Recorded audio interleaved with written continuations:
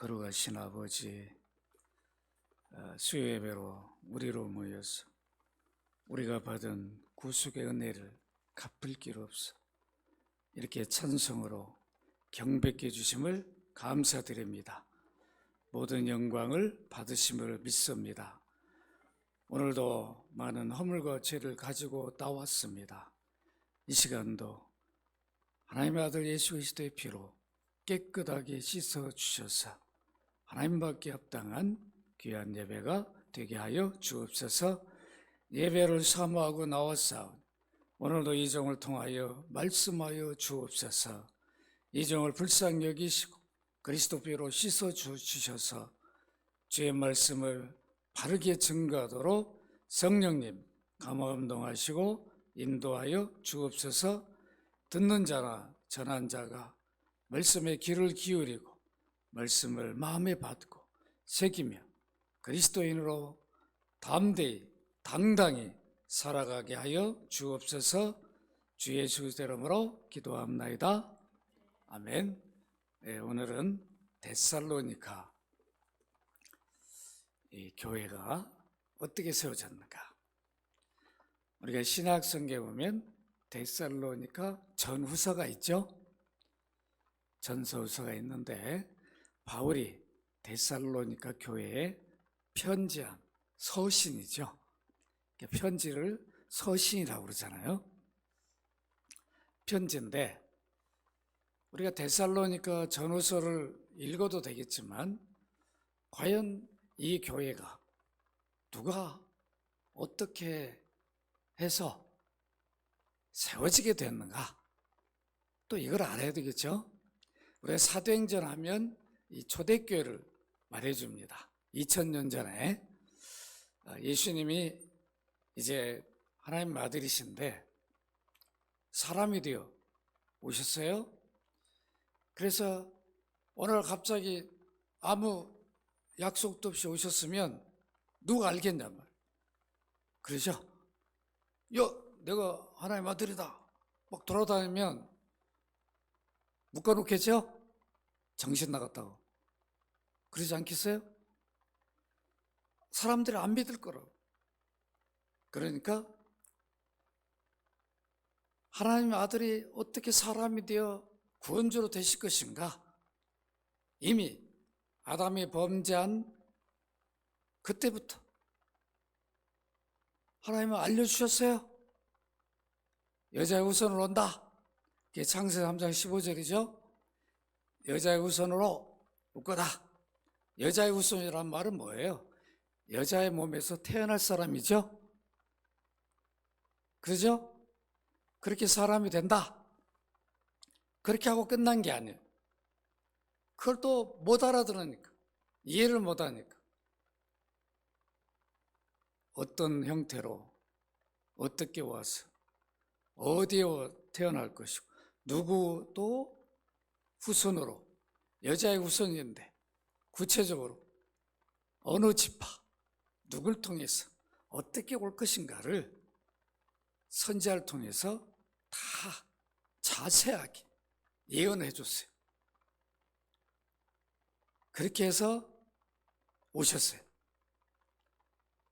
오셔서 주님은 내가 그렇게 너희들이 구약 잘 알지 않느냐?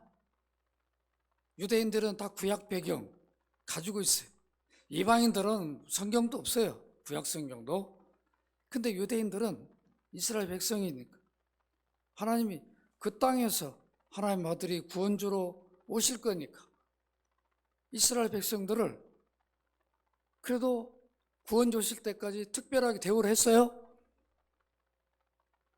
그러니까 그들이 너무도 당당한 거죠. 나는 선민이다. 나는 아브라함의 후손이다. 너희들은 아니잖아. 그러니까 우리는 그냥 자기 발에 티로 생각했어요. 우습게 생각해요. 자기들은 자부심이 너무 강한 거예요. 왜 자부심이 강하냐면 아브라함의 후손이라는 거예요. 근데 뭘 좀 착각하고 있는 거죠? 하나님은 그 약속에 따라 아들을 보냈어요.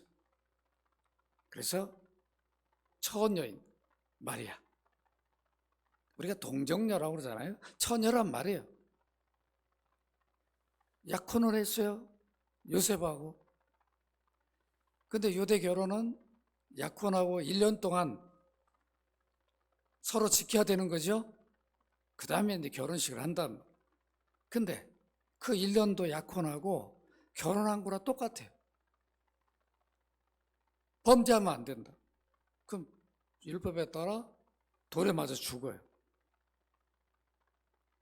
이제 마리아하고 약속을 하고 다 1년을 기다리고 있는데 허이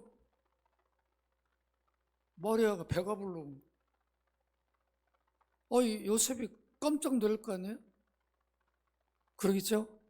자기 아내 될 사람, 자기와 상관없이 배가 불러. 이거를 유대색에 알리면은 돌에 맞아 죽는다. 그러니까 가만히 끌어버리려고. 아휴, 내가 속았구나. 참 마리아 얼굴도 예쁘고 참 마음도 착하고 그런 줄 알았더니 어떻게 저럴 수가 있나. 그냥 너무 마음이 분하고 막 그러겠죠. 그런데 내가 그냥 끊으면 되지. 저 돌에 나하고 약혼녀인데 돌에 맞으면 죽으면 되겠는가. 참 우리가 전국 가서 요셉 한번 만나봅시다. 참 멋진 남자 같아. 그죠? 저 같으면 절대 안 그래. 어떻게 당신 그럴 수 있어요? 이게 나는 뭐가 되는 거야? 막 이러고 뭐 바로 그냥 나팔을 불러가지고 그냥 그 죽는 현장 가서 제가 봤을 거예요. 똑똑이 막. 근데 요셉은 그러지 않았다. 착하고 어려운 사람. 가만히 끊고 잘 때 천사가 말해주죠. 요셉아, 네 약혼녀 그 배에 지금 아기는 실수해서 임신한 게 아니고 구원주가 지금 네 아내 될 사람 배에서 지금 있어. 그가 태어날 건데 그를 예수라라. 이렇게 천사가 미리 말해줍니다. 그러니까 요셉이 그냥 깜짝 놀란 거죠.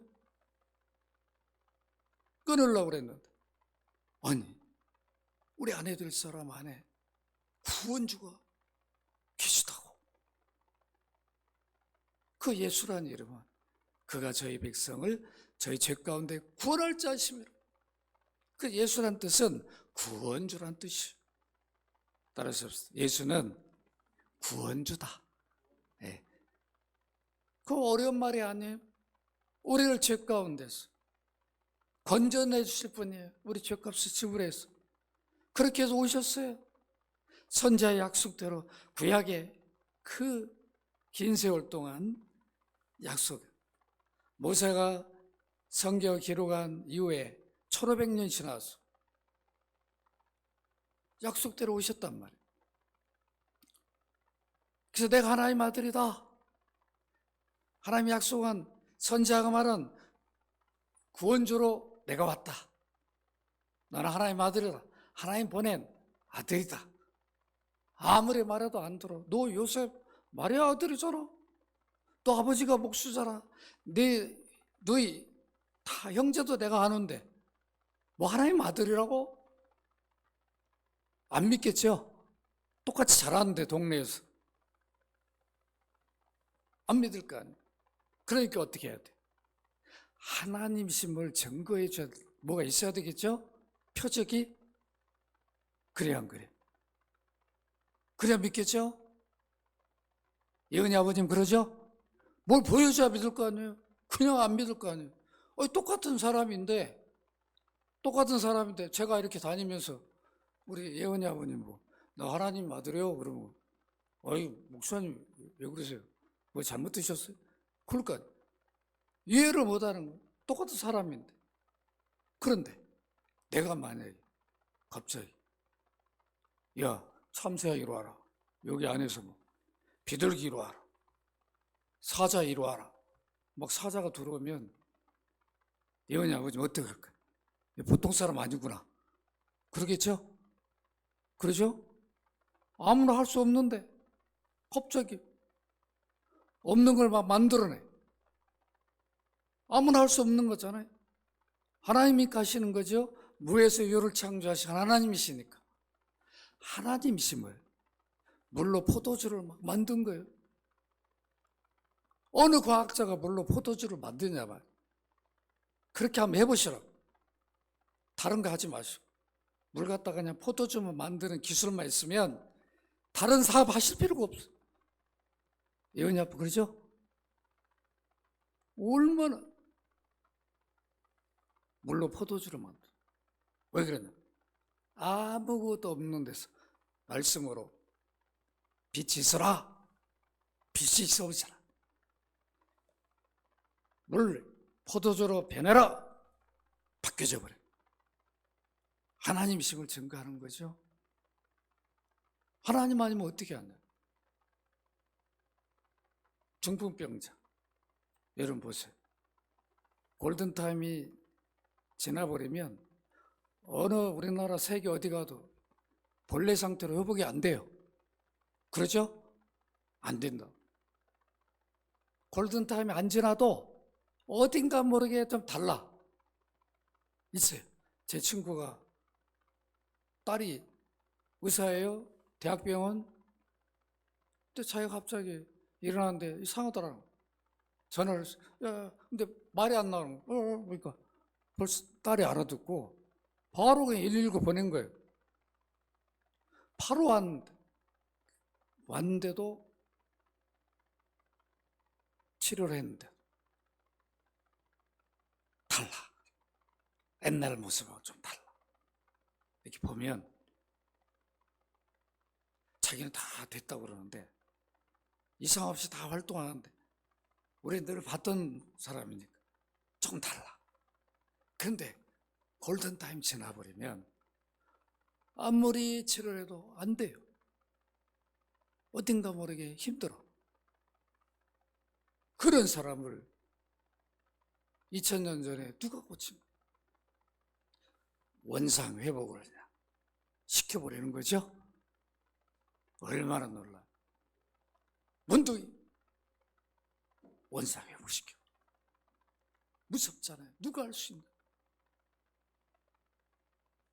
예수님 하나님이십니다. 이런 이적을 여러분 기적이 지금도 일어난다 이런 뜻이 아니라 못 믿으니까 믿도록 보여준 거죠. 믿으라. 그렇게 보여줘도 안 믿었다면 안타깝잖아요. 더 믿어야 돼. 안 믿어요. 그러니까 우리가 뭘 보고 믿는다고 하는 거는 안 볼 때는 보고 믿는다고 그래. 보여주면 보긴 봤죠. 보긴 봤는데요. 저기 누가 기도해서 암이 나왔대요. 듣고 와서 얘기는 해요. 얘기는 하면서 자기는 안 믿는 거예요. 자기가 고쳐진 게 아니니까. 그죠? 그러니까 하나님 어떤 능력을 본다고 그래서 다 믿는 게 아니라 우리는 보지 않고 믿으니까 더 복된 거죠. 은혜가 주어지면 안 봐도 믿어지는 거예요. 안 봐도. 근데 예수님이 많은 귀머거리, 소경 눈을 누가 뜨냐고 지금. 참 하나님은 눈을 만드신 분이니까. 본래는 하나님 아버지가 모든 우주 만물을 작정을 해요. 이제 어떻게 만들 것을 그 계획한 것을 아들이 시공을 했단 말이에요. 그러니까 본래 창조주는 아들이라고. 그래 창조 중보자 이렇게 하죠. 계획은 아버지가 하셨으니까 아들이 아버지의 그 모든 설계대로 다 우주 만물을 지어요. 그래서 우리 인간도 지을 때 창세기 보면 뭐라고 하면 우리 모양과 우리 형상대로 우리라고 표현하죠. 아버지 아들 성령 함께 의논하셨어. 우리 인간 창조는 특별하게 하나님 인격을 우리 주시니까 하나님 인격을 우리가 받은 거죠. 하나님 형상이란 말은 하나님 인격을 주신 거예요. 그래서 우리는 피조물 중에 동물들도 갖지 못한 인격을 가졌다. 그래서 인격과 인격이 교제가 이루어지죠. 그래서 하나님 인격을 받은 우리를 통해서 영광을 받으셔요. 교제하시고. 그러니까 오늘 이 저녁에도 여러분들이 이렇게 예배 자리에 나온 거잖아요. 이게 인격적 교제예요. 아시겠죠? 그래서 우리가 인간은 아무리 미워도 인격을 무시하면 안 돼요. 반드시 보복을 당해요. 좀 없다고, 좀 자기 밑에라고, 계급이 밑에라고 무시하고 인격을 짓밟으면 어떤 일이 일어날지 몰라요. 정말 조심해요. 강아지는 인격이 없기 때문에, 제가 잘못 말하면 동물 학대가 되니까 강아지는 조금 무시해도 돼. 야, 저리 가. 해도 되는데 우리 자식들한테 야 임마 저리 가 임마 나가 막 이러면 안 된다. 아무리 화가 나도 저도 다 해봤다고. 화나면 뭐 앞뒤 안 가리잖아요. 그죠? 막 하는데 바로 사과해야 돼. 미안하다. 아빠가 미안하다. 이래야 돼. 왜 그러냐? 우리 인격은 손상을 입히면 안 돼. 정말 인간 인격은 우리가 믿음을 갖든 안 갖든 하나님의 형상으로 지음을 받았으니까 소중하게 여겨야 됩니다. 내 자녀라고 해서 막 그냥 아무렇게나 하면 안 됩니다. 여러분 안 그러시겠지만 덜 인격적 대우를 해줘야 돼. 이렇게 하나님이 우리를 귀하게 여겨서 그래서 이제 언약을 맺잖아요. 이렇게 지어줬으니까. 나는 너희 하나님이요 너는 나의 백성이다. 선악과를 통해서 언약을 맺죠. 선악과는 언약의 표잖아요. 우리가 선악과를 보면 이거 왜 만들었는가 이렇게 시비하면 안 되는 거죠. 하나님이 나를 자기 백성만 삼아주시고 하나님이 우리 아버지가 되셨구나. 얼마나 감사해. 우리 안 버리고 또 그냥 마음에 안 들면 하나님이니까 창조주니까 언제든지 버려버리고 또 지을 수도 있는데 안 그러고 하나님 언약을 맺었으니까 귀하게 소중하게 그 선악과만 안 먹으면 영원히 사는 존재인데 선악과 하나님처럼 되려고 먹어버린 거잖아요. 그러면 안 되는 거죠. 우리가 선악과를 볼 때마다 아담과 하와는 뭐라고 그래야 돼? 자녀들이 다니면서 저 선악과 중앙에 있는 거 볼 때마다 이야 하나님이 우리 피조물인데 우리에게 이렇게 언약까지 맺어주시고 안 버리시겠다. 우리 하나님이 되어주시겠다. 아버지가 되어주신다. 감사합니다. 그거 볼 때마다 그래야 저거 먹으면 하나님처럼 되니까 먹어버릴까 봐 이러면 되겠냐 말이야. 선악과를 시비하면 안 되겠죠? 선악과가 없어봐. 하나님이 언제 찾아오셔가지고 야 니들 마음에 안 들어서 내가 오늘 싹 그냥 홍수로 쓸어버리고 다시 지어야 되겠다. 그럼 우리는 인류는 시한부 인생을 사는 거죠. 얼마나 불안하냐고. 그러지 않겠다고 하는 게 선악과잖아요. 얼마나 감사한 일이냐고. 이렇게 깨어진 언약을 회복하기 위해서 하나님의 아들을 약속해요. 구원주로 그렇게 오신 분이 예수님이잖아요. 예수님이 다니시면서 내가 하나님의 아들이다. 하나님 보낸 구원주다. 아무리 말해도 안 믿어. 그래서 이적을 행하고 그렇게 한 거죠. 그 이제 12제자를 불러가지고 3년 동안 데리고 다닙니다. 열심히 가르쳤어요. 보여주고. 얼마나 특혜를 받았습니까? 그냥 고기나 잡다가 그냥 끝날 인생인데 그런 제자를 다 수제자 만들고 늘 항상 베드로, 야고보, 요한은 또 따로 특별하게 대우해 줬다. 그런 특혜를 입었는데 예수님이 하나님의 아들이에요. 인류 구원주라는 확신이 부족한 거예요. 그런데 여러분, 당시에는 예수님이 이제 십자가에 죽으시고 부활하시고 승천한 이후에 성령을 보내주시죠. 그래서 이제 초대교회가 형성이 됩니다. 제자들은 예수님 다닐 때 같이 있을 때는 전도도 제대로 못했어요. 좀 둘씩 짝지어서 보내놓으면 좀 가서 하는 척 하다가 또 안 하고 그랬단 말이에요. 근데 성령 강림 이후에는 제자들이 삶이 바뀌어요. 왜 그러냐? 성령이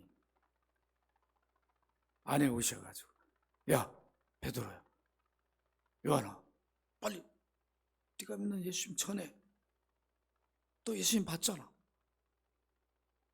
빨리 전해야지. 예수님이 어떤 분인지 알잖아.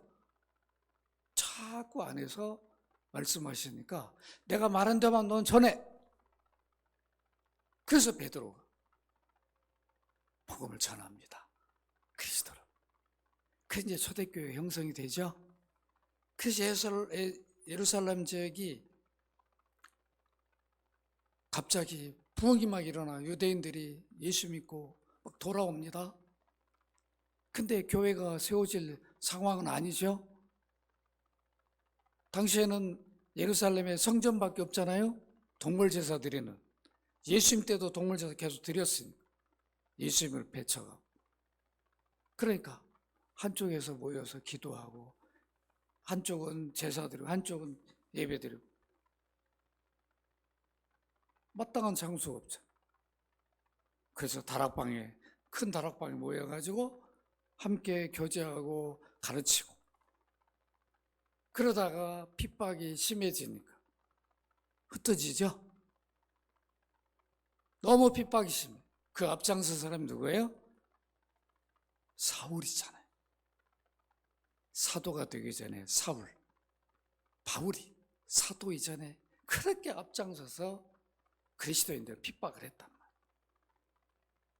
너무 핍박이 심하니까 스데반을, 그렇게 복음을 열심히 전한 스데반이 순교를 당하잖아요. 바울이 옆에 있으면서 잘 죽는다. 봐라, 예수 믿는 것들 너 스데반 봤지? 똑바로 봤지? 앞으로 다 철게 다 죽일 거야. 막 그랬을 거예요. 그러니까 스데반의 순교 이후에 더 이상 예루살렘에 그리스도인들이 남아있기가 어려워요. 그래서 이제 피하죠. 그 안디옥 지역에 그리스도인들이 가가지고 이제 막 복음을 전하고 하다 보니까 교회가 갑자기 성장을 했어요. 그래서 어떻게 합니까? 그 소문이 예루살렘에 사도들에게 들렸어요. 그래서 파송합니다. 누구래요? 바나바를. 근데 바나바는 사울이 다메섹을 가서 이제 숨어있는 크리스찬들을 다 찾아내가지고 다 끌고 오려고 대제사장의 공문을 가지고 가다가 다메섹에서 부활하신 주님을 만나죠. 거기서 예수 믿게 되고 거기서 변화되어서 사도로 세움을 받아요. 사도 조건이 부활하신 분을 만나야 되거든요. 그래서 가룟 유다 다음에 마띠아가 됐잖아요. 바울도 부활하신 주님을 만나서 사도가 된 거죠. 그렇게 해서 안디옥 교회가 이방인 선교를 시작할 때 누굴 선교사로 세웠냐면 바나바와 바울을. 그래서 바나바와 바울이 아시아 지역, 소아시아 지역을 다니면서 복음을 전하죠. 그 다음에 이제 바울과 바나바가 헤어지고 이제 유럽으로 복음을 전하도록 성령이 인도하니까 마게도냐 그쪽에 유럽으로 가게 되죠. 간 곳이 빌립보, 첫 성인. 빌립보였습니다. 빌립보 가가지고 복음을 전하고 빌립보 교회를 세웁니다. 그때 이제 바나바는 바울과 헤어졌으니까 이제 바울의 다시 동역자 그룹이 생겼는데 누구냐면 바나바 빌립보에 같이 가서 복음을 전했던 실라. 그죠? 그냥 엉덩이가 그냥 죽이 되도록 맞은 거예요. 복음 전했다고. 그러고 그냥 감옥에 넣어놨는데 얼마나 아팠겠나. 둘이 그냥 바울과 실라가 그냥 오늘 우리 예주자매 반주 잘하구만 이렇게 같이 해서 우리 찬송하듯이 했을 거 아니에요. 바울과 실라가 찬송을 했는데 기적이 일어나가지고 옥문이 열려버린 거예요. 그런데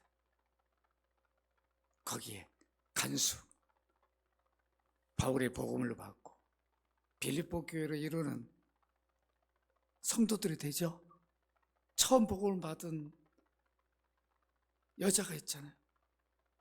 자주상 장사 누구예요? 누디야. 누디라고 했죠. 누디야.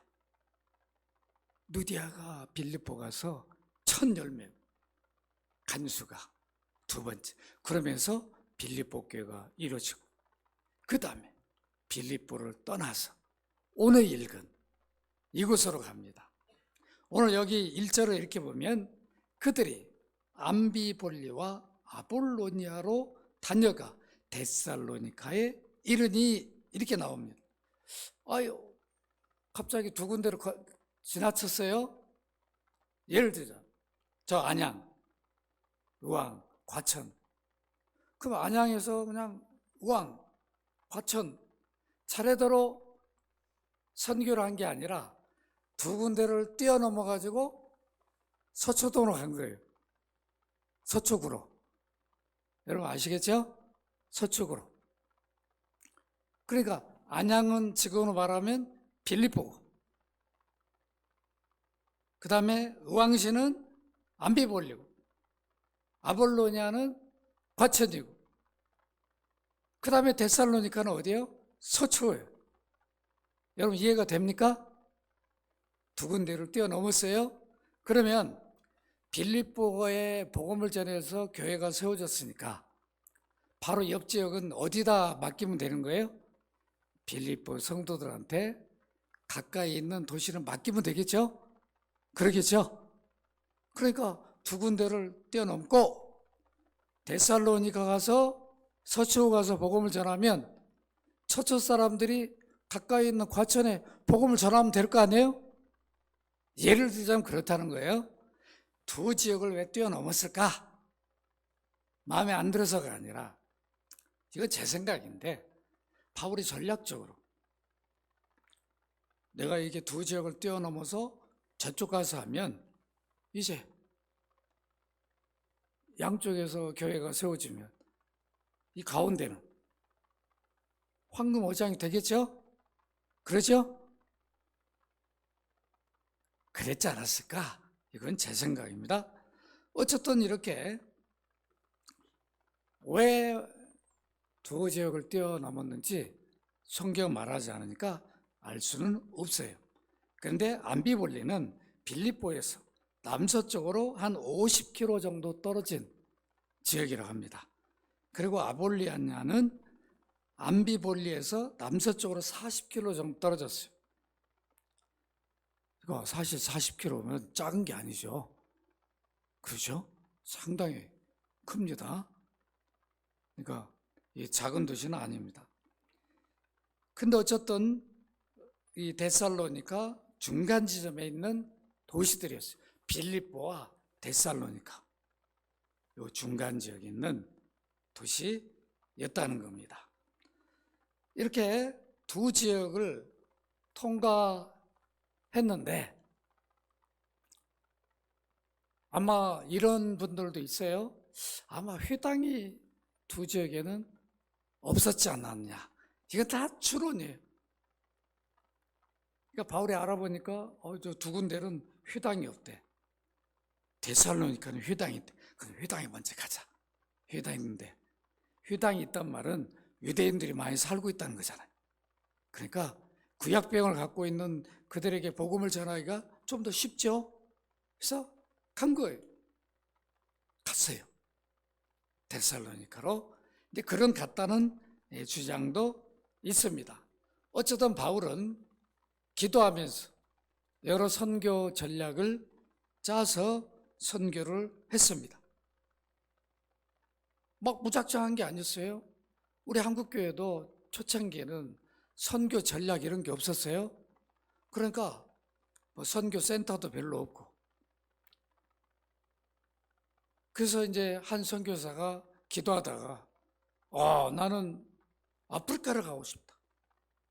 그러면 그냥 아프리카가 어디 있는지도 모르고 그냥 아프리카를 주시옵소서 하고 막 기도하면서 담대하게.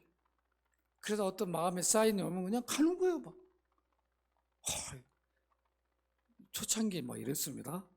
그러지 않고 가는 분도 있었지만 터키 우리 박성교사도 터키가 어디 있는지도 모르고 돈도 얼마 안 들고 갔다. 벌써 지금 30년 이상 됐잖아요. 지금 터키 최고 베테랑 선교사지만 그때 처음 갔을 때는 터키 말도 모르고 그냥 갔어요. 무슬림이 엄청 많은데 감옥도 많이 가고 전도하다 잡혀가지고 두드러 맞고 그랬어요. 초창기에는. 그럴 수밖에 없다. 가서 그래서 이제 언어도 배우고 그러면서 이제 서서히 정착하면서 현지인들을 사귀면서 복음을 전해서 터키의 교회가 세워졌잖아요. 우리 바울이 이미 2000년 전에 복음을 전하고 다 세워진 교회들이 다 무너져 버렸으니까 우리 한국교회도 앞으로 100년, 200년 후에 지금처럼 이렇게 교회가 남아있어야 되겠죠? 그런데 우리 다음 세대 보면 걱정스럽잖아. 주일날 교회도 하나도 못 나오고 예배생활도 못하고 막 이러는데 지금 어른들은 그래서 잘하신다. 우리 자녀들을 잘 가르쳐놔요. 우리 자녀들이 믿음을 이어가야 되는데 이게 끊겨버립니다. 유럽, 미국이 다 그래버렸죠. 아버지, 할아버지 때는 그냥 목숨 걸고 믿음 생활을 했는데 우리 한국교회도 초창기 복음을 얼마나 핍박 속에 받았냐. 그죠? 일제 36년, 6.25 그 어려움 속에서도 그 신앙을 지키려고 순교당하고 그런 신앙 우리한테 물려줬는데 지금은 그냥 입시에 다 뺏겨버렸죠. 학원에 다 뺏겨버렸어. 아이들은. 참 우리가 회개해야 되겠죠. 그러죠? 다 뺏겨버렸어. 믿음이 제일 소중한 일인데 대학 가러 그냥 주일날 교회를 안 보내고 학원을 다 보내버렸어. 그것도 안 가면 막 또 학원 가라고 아버지 어머니가 다 교회 직분자인데도 팍 보내가지고 그렇게 하니까 아이들이 무슨 신앙이 자라겠나. 오늘은 오늘 학원 가지마. 오늘 주님 앞에 드린 거는 너 주님이 그 믿음 모시고 너 책임지실 거야. 이렇게 가르쳐야 되는데 그렇게 못 가르치고 그렇게 가르침 받은 사람들은 주님이 책임져 주신다. 그 믿음을 보시고 근데 막 자기 꾀로 살아버리면 주님 밖의 삶이 돼버린. 안타깝죠? 그렇게 전략이 필요했는데 없었어요. 그래서 뭐 관리도 안 돼요. 참 힘들었죠. 누가 뭐 후원도 잘 하는 것도 어렵고 지금은 선교센터도 있고 관리도 하고 그래서 뭐 전략도 있고 미리 다 언어도 하고 가고, 또 가서도 언어 안 하면 선교 못하게 하죠. 다 이렇게 지금은 관리를 해줍니다. 철저하게. 바울도 당시에 누가 선교한 사람 없었다. 처음 선교를 다닌 사람이잖아요. 그러다 보니까 가본 지역도 아니고 처음 가본 지역이죠. 그래서 여러분 얼마나 어려움이 많았겠습니까? 그런데 여러분 데살로니가를 갔습니다. 이제 가서 보니까 여러분 데살로니가는 마게도니아의 모든 도시 가운데서 가장 크고 번창한 도시였어요. 수도였어요. 그러니까 대단한 거죠. 이런 도시에 이제 바울이 실라와 디모데를 데리고 갔는데 누가는 함께 참여하지 않았어요. 왜 그러냐면 빌립보에 놔뒀어요. 빌립보에 다 이제 막 교회가 세워졌는데 다 떠나버리면 안 되잖아요. 그러니까 누가를 놔뒀어요. 그러니까 누가가 나중에 이제 바울이 계속 복음 전하다가 예루살렘으로 귀환하면서 중간 지점에서 만납니다.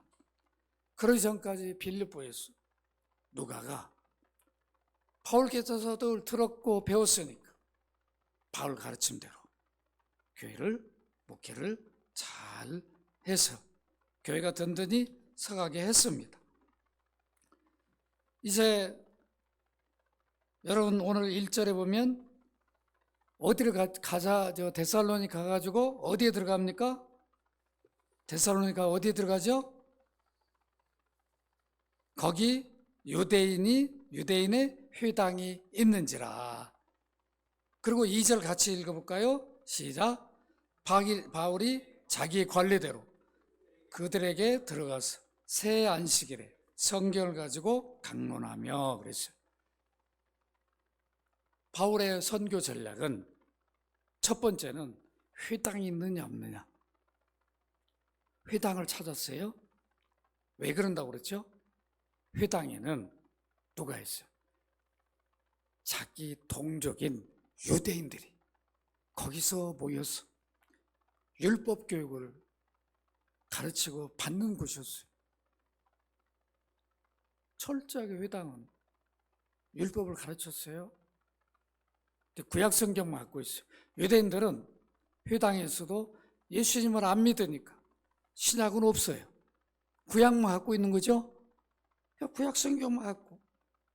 회당장이 다 안식일에 모이면 여러분 오늘은 모세오경 출애굽기를 읽겠습니다. 다 읽으면 혹시 여러분 읽다가 또 깨달은 분, 이 내용을 잘 아는 분 혹시 설명하실 분 있습니까? 딱 그러면 손 들어가면 아마 우리 이희성 장로님 손 번쩍 들었을 거예요. 잘하시니까. 예, 제가 나가서 하겠습니다. 출애굽기는 어떤 뜻인가? 우리 이희성 장로님 같았으면 예수 그리스도로 딱 전해줬을 거예요. 근데 유대인들은 안 그래요. 있는 그냥 문자 그대로 막 모세가 어떻게 해가지고 하나님이 어떻게 해서 출애굽이 어떻게 이루어져 여기서만 끝나는 거 읽고 그냥. 그리고 이런 명령을 주셨으니까 우리는 죽으라고 지켜야 된다. 목숨 걸고 지켜야 된다. 이런 것만 강요하는 거죠. 예수님이 없어. 그리고는 또 이제 선지서 또 읽어요. 뭐 에스겔, 다니엘, 뭐 예레미야, 이사야 택해가지고 또 읽어요. 또 그런 식. 또 시편, 또 잠언, 전도서, 뭐 이렇게 막 읽는 거예요. 그러니까 매 안식일마다 읽으니까 많이 읽겠죠. 늘 들으니까 구약 지식은 풍부해. 바울처럼 구약에 능통한 사람이 어디 있나? 예수 믿기 전에. 그런데 바울 자기가 구약에 그렇게 능통했는데 구약에서 말하는 예수 그리스도를 몰랐어요. 구약이 예수 그리스도 책이라는 걸 몰랐어요. 하나님이 인류 구원을 위해서 구약이 기록되고 증거한다는 것을 하나님이 알려주고 있다는 것을 바울은 몰랐던 거예요. 누구 한 사람도 안 가르쳐 주니까 맨날 율법만 가르치는, 성경을 뚱뚱하게 알면서도 약속으로 오신 구원주를 배척해버렸어요. 그런 사람들이 여전히, 바울은 부활하신 예수님 만났기 때문에 믿게 되었어요. 구약이 구원주를 다 약속한 책이라는 걸 알고 지금 가르칠 수 있지만, 제 회당에 있는 사람들은 과거의 자기처럼 성경의 읽는 수준에 끊는단 말이에요. 그래 얼마나 안타깝겠어요. 그래서 회당에 들어간 거죠. 가서 새 안식, 이 말은 뭐예요? 3주 정도 데살로니가에 머문 거죠.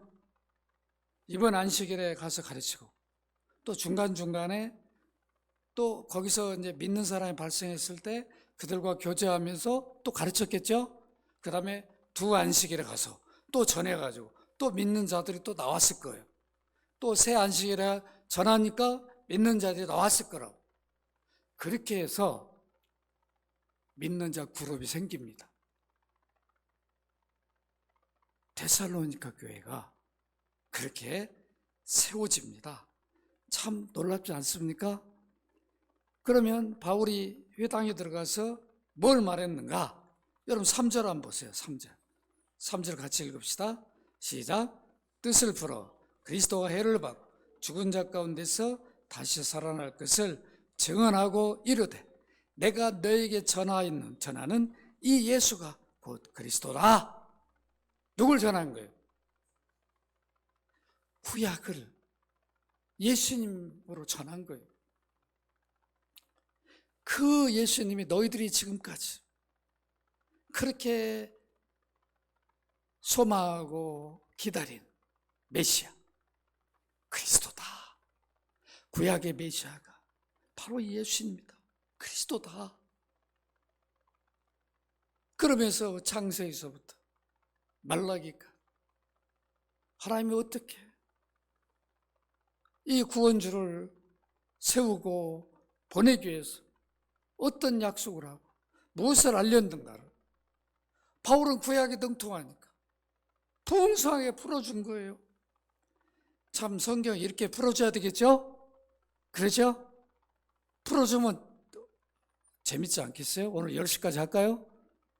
얼마나 재밌게 풀어서 제가 그냥 하루 종일이라도 할 수, 창세기 또 풀어가지고 정말 하나님이 이렇게 알려서 또 선지자를 통해서 어떻게 알렸는가. 창세기를 그렇게 열심히 읽고 유대인들은 창세기 3장 15절, 이 목사님 지금 띄울 수 있나요? 네.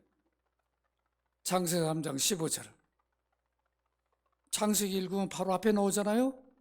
한번 같이 한번 읽어보십시다. 가로친 것까지 읽어보세요. 제가 여러분 다 이해하라고 써놨으니까 시작.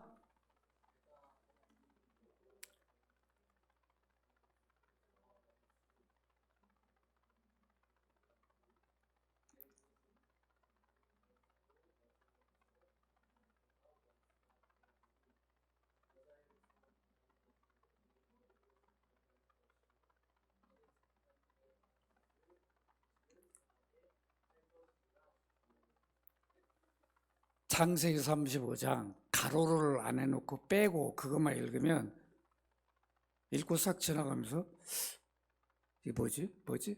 그런데 가로로 해가지고 풀어주니까 조금 더 이해가 빨라요, 안 빨라요? 빠르죠? 이게 풀어온다는 얘기예요. 바울이 회당에 가 맨날 3장 15절 회당장이나 누가 읽고 말아버리는 거예요. 잠깐 여러분 잠깐, 이거 너무 소중한 말씀. 잠깐. 바울이 딱 나가지고 내가 하나님입니다. 너로, 이건 뱀은 사탄의 도구 아니에요? 그죠? 여자와 원수가 그거는 바로 구원주 하나님의 아들을 말하는 거예요. 특이하고 내 후손은 사단을 따르는 종들을 말하는 거죠. 여자의 후손 하나님의 아들과 원수가 되게 하리니 여자의 후손 하나님의 아들은 내 머리를 상하게 할 거예요. 누가 이기는 거예요? 발꿈치를 부는 게 이겨요? 머리를 상하게 하는 게 이겨요? 누가 이겨요? 싸움에서 머리 깨버린 게 이겨요? 발꿈치 찍는 게 이겨요? 머리죠? 예수님이 사단이 자기 로마 유대 지도자들을 다 유혹해가지고 예수님 십자가 죽게 했단 말이에요. 죽은 줄 알았는데 부활하셔버렸어요. 그러니까 발꿈치 이런데 뭐예요? 자국만 남은 거예요? 사셔버렸으니까.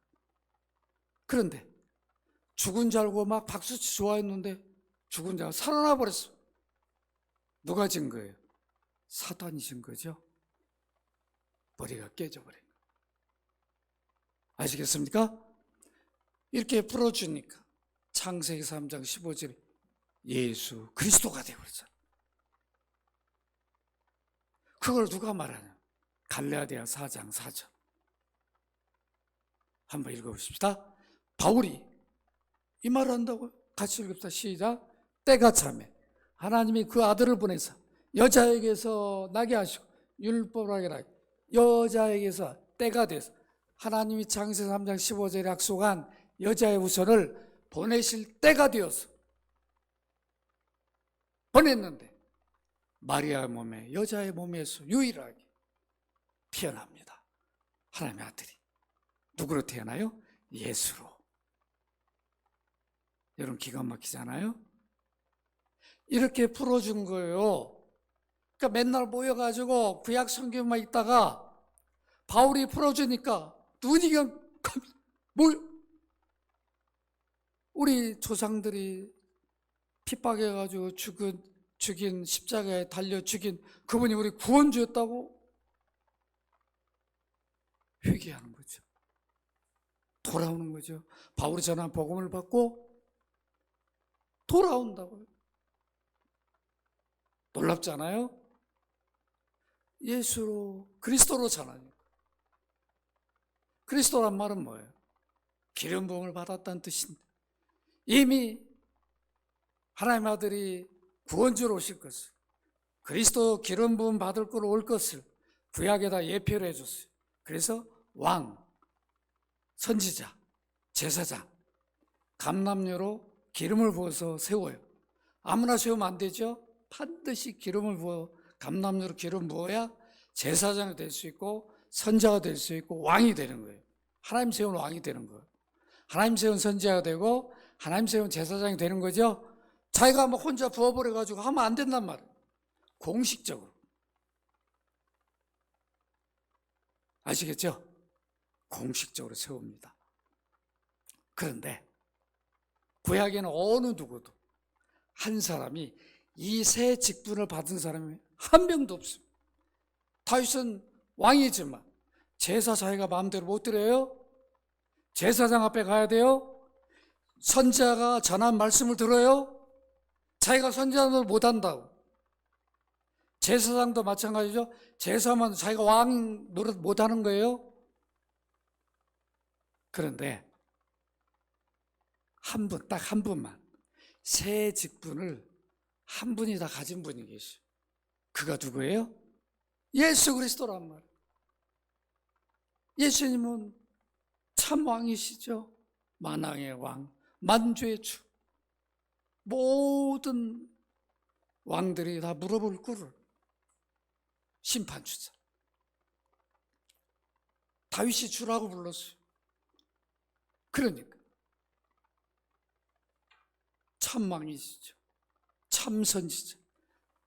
구약의 선지자는 하나님이 가서 선포하라는 말씀을 받아가지고 전했어요. 예수님은 하나님이시고 하나님 아들이니까 직접 선포해요. 하나님이시니까. 참 선지자죠. 제사장, 제사를. 구약의 제사장들이 제사를 해야 그 제사는 참 제사, 완전한 제사가 안 되니까 늘 반복해서 죄를 생각나게 해줘. 반복해서 질 수밖에 없어. 완전한 제사가 안 됐는데 예수님은 대제사장으로 자기가 또 제물이 되어가지고 단번에 완전한 제사를 하나님께 드려버렸습니다. 이렇게 풀어준 거예요. 그러니까 회당에서 맨날 구약 그냥 읽기만 했던 사람들이, 듣기만 했던 사람들이 뜻을 풀어주니까 그것도 예수님 그리스도다, 우리 구원주로 오신 분이 예수님이다, 구약의 메시아로 약속된 그분이 성령으로 기름 부음을 받고 한 분이 우리 구원을 위해서 새 직분을 더 완성해서 다 이루신 그분이 하나님의 아들 예수님이다, 이렇게 풀어주니까 데살로니가 회당에 있던 사람들이 사도님 나 예수 믿겠습니다. 그래서 거기 대표적인 사람이 야손이라는 사람. 여러분 4절에 이렇게 보면 그 중에 어떤 사람 곧 경건한 헬라인의 큰 무리와 적지 않은 귀부인도 권함을 받고 바울과 실라를 따랐다.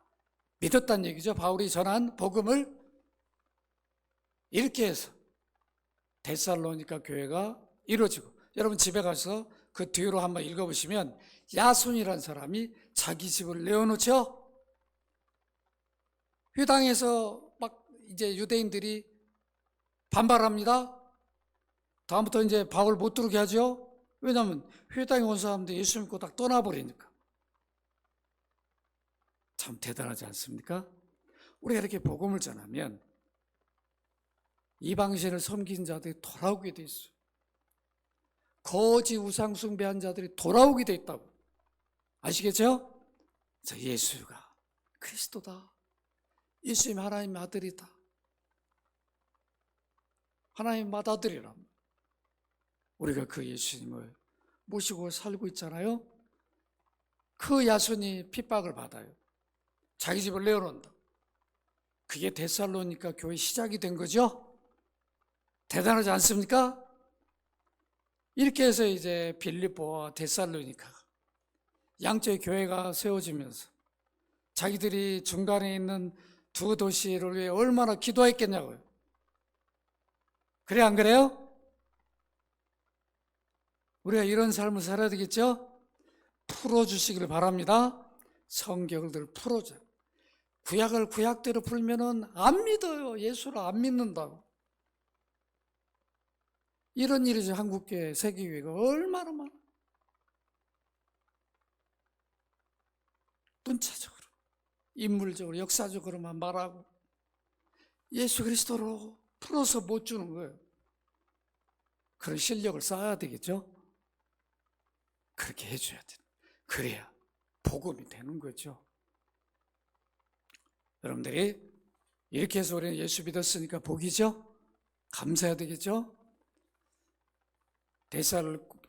데살로니가 교회가 이렇게 세워졌듯이 오늘날 교회가 다 주의 은혜로 복음이 들어가서 세워진 거죠. 그래 우리가 이 그리스도의 복음을 소중하게 여기고 살아가시기를 바랍니다. 여러분들도 야손처럼 복음을 받았으니까 집을 언제든지 내어놓고, 여러분 우리 집으로 오십시오. 초청해가지고 밥도 먹으면서 성경이 예수 그리스도의 책입니다. 다 풀어줘서 다 믿는 자들이 발생하기를 주의 이름으로 축원합니다. 거룩하신 아버지 감사합니다.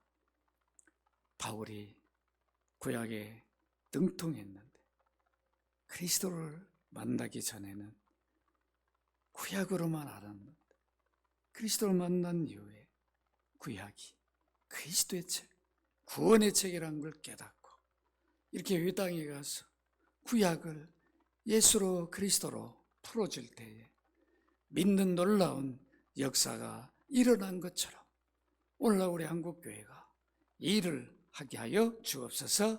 오늘도 예수 믿는 복된 은혜를 주심을 감사드립니다. 날마다 야손처럼 우리들도 우리 가정을 참으로 복음 전하는 센터로 활용해서 구약을 예수로 그리스도로 풀어주는 저희들 되게 하여 주옵소서. 우리 예수자매 내일 이제 출국합니다. 귀한 딸 이제 또 한 학기 믿음 안에서 주님 은혜 속에서 모든 또 학업을 잘 할 수 있도록 지혜를 더해 주시고 명철함을 주시고 모든 환경이 이길 수 있는 믿음과 힘을 더하여 주옵소서. 다시 만날 그날까지 주의 은혜로 귀한 딸을 눈동자처럼 사건 사고 위험으로부터 온전히 지켜 주옵소서. 이제 돌아갑니다. 발걸음을 지켜주시기를 원하옵고 주 예수 그리스도의 이름으로 기도합나이다. 아멘. 주 예수 그리스도의 이름 아버지 하나님의 사랑과 성령의 교통하심 바울처럼 구약을 예수로 그리스도로 풀어주기를 소원하는 머릿속 귀한 주의 백성들, 가정의 자녀들, 산업일터에 함께하여 주시기를 간절히 축원하옵나이다. 아멘.